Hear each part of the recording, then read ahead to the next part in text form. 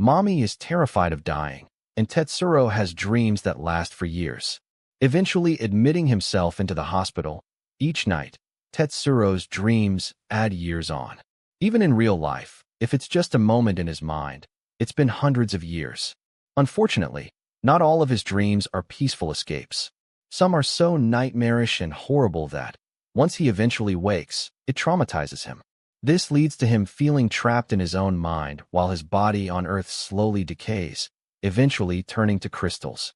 The doctor looking after both Mami and Tetsuro eventually feeds these crystals to Mami, thinking this will cure her fear of dying by allowing her to enter a state of eternity. The provided text describes the premise of The Human Chair, Runjin Yijik, Ninganisyu, a short story by Japanese author Edagawa Rampo published in 1925. In the story, a famous author, who is also the wife of the Minister of Foreign Affairs, receives a chilling letter from a carpenter confessing to living inside an armchair he crafted, which bore a disturbing resemblance to a chair in her own home. The author's fear of this outlandish tale's potential truth then descends into paranoia. A family-owned barbecue business is so full of oil that it seeps through the walls, and the atmosphere hangs heavy with the stench of a poorly ventilated store that is never properly cleaned. A young girl, Yudi, is plagued with a hatred for the vile oil and grease that consumes her world. Meanwhile, her older brother, Goro, is a violent and abusive bully. He has a nasty habit of drinking oil straight from the can. As a result, he developed horrible acne and is relentlessly tormented at school because of it. This makes his temper even worse. This was one of the first Ito stories I read, and I'm still talking about it years later.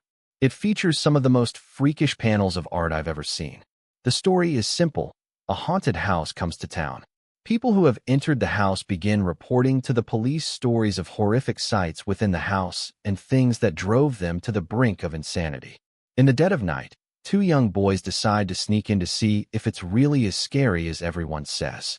However, they are caught by the proprietor, who allows them to explore the house as a reward for their bravery. Eventually, the proprietor tells the boys the dark and tragic tale of exactly why the home is so haunted.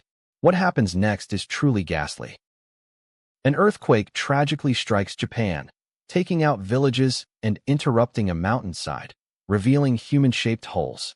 Our lone traveler sets out to see this rare sight, as it's all over the world on TV and in the media.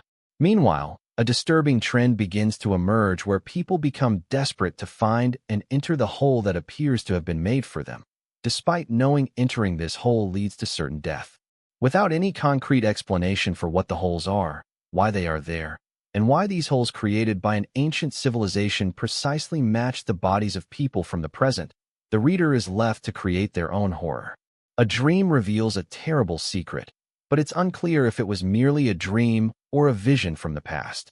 A myriad of dark possibilities exist to explain the mystery, each more unsettling than the last. Claustrophobia is very common, with more than 12% of